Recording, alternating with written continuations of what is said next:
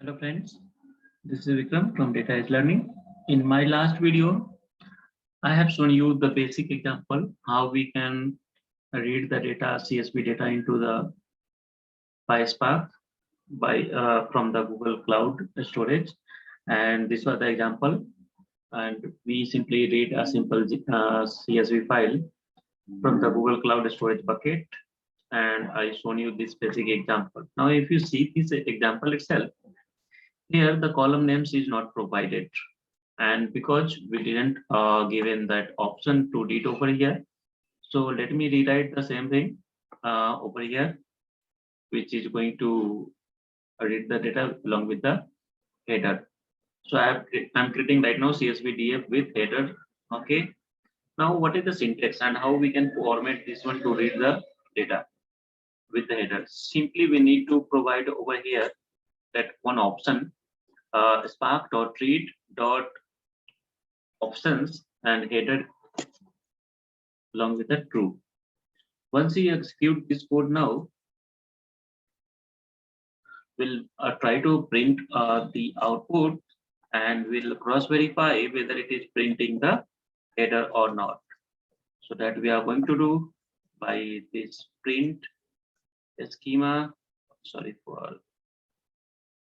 print schema, and this is the API which the Spark is providing us. So if we print this one, now you can see it is printing the header name as well, record number, country, city, zip code, state.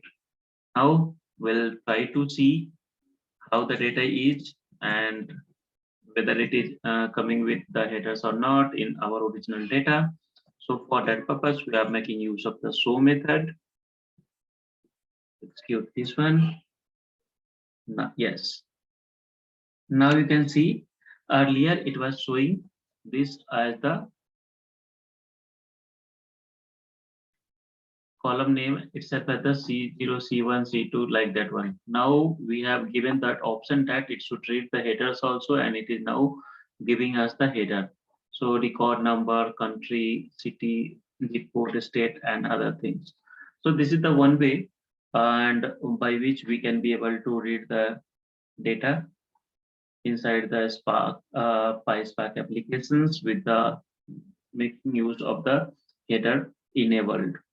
We have one more syntax how we can read the data from the any kind of the data format and other things we need to specify, because here if we see this is simply providing a spark.read and .csv. So it will basically, we are forcefully telling that we have to make use of the CSV file itself.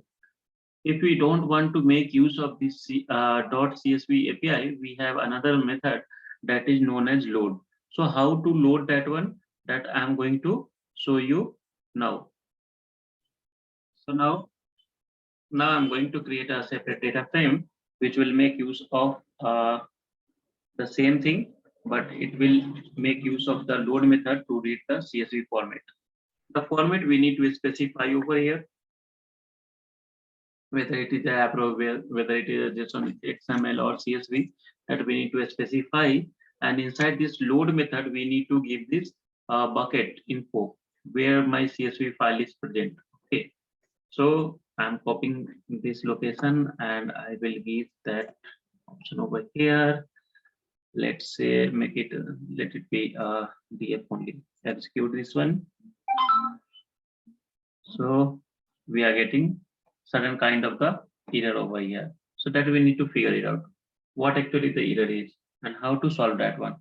What it is saying, py4 py4j Java error. It means in my machine Java is not installed, and so working with that we need to install the Java.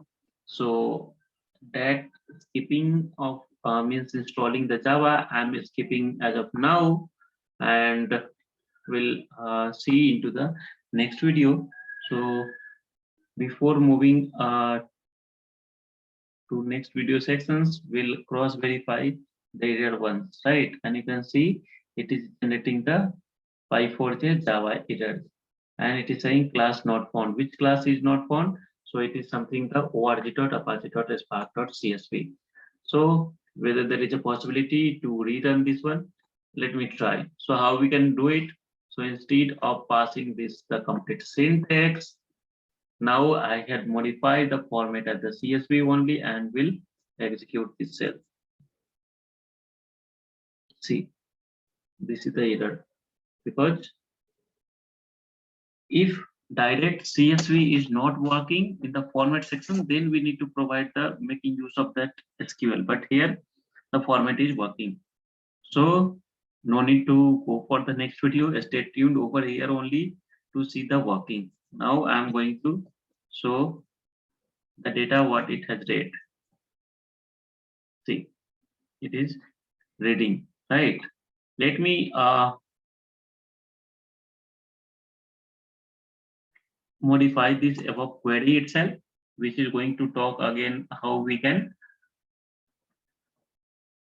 give the header of this one. So we just discussed how we have to give the, now this is another data frame which is having the option never equal to true.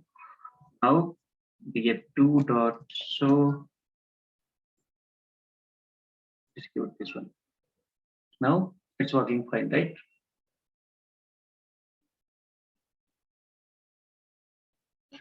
Now in my next query, I'll be showing you how we can read the multiple CSV from a particular location. Okay, so how we can modify the same? So let me modify this query itself. We'll come down over here, just put over here, make this multiple CSV DF. And here now what I'll do, I'll not provide this CSV name. Okay, I'll pass only the location where the CSVs are present. Okay, execute this one, multiple CSV dot show.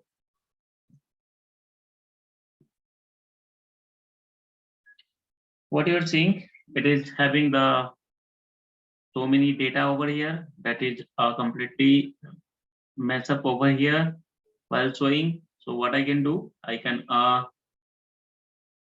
tell this one to show only one data itself. So let me go over there and show only 2 rows. I don't want the total 20 rows. Okay, so now you can see it is saying this is the first row. Okay, and this is the second row. And in this one, you can see the previous, it is showing it all the records as the, like this one. Let me highlight first, then it can be shown over there. So if you see all the values, the record number, zip code, zip country type, city, all are separated now with the pipe. Okay, why? Because multiple CSVs is there. And let me show you the CSV as well. So if you come down over here in my bucket, what I have shown you in the previous video, earlier I was having this sample zip code.csv. Now if you see here, I have updated a lot of the videos, lot of the CSV and JSON files. So we are talking only with respect to CSV, not with the JSON. We'll talk on that later. So there may be a question you will get, it will come to your mind, how we can get these CSV files. So we have the lot many tutorials available into the internet, but I recommended that there is a one tutorial series which is from the Spark by example, where they are showing all the different details.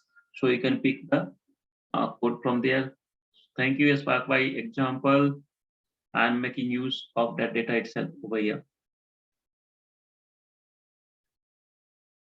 Now, what I need to do, I need to show one query, which is basically having the multiple format inside this one. So what are the different formats which we need to see? So the format will talk like this one. If you see this very first thing, what it is saying that option header equal to true. Now, instead of directly loading this one, and I know that CSV is the comma separated value it is showing to us, but I want something else as the delimiter. So how we can set it out? How to change the comma separated value as the different delimiter? There may be a question into your mind.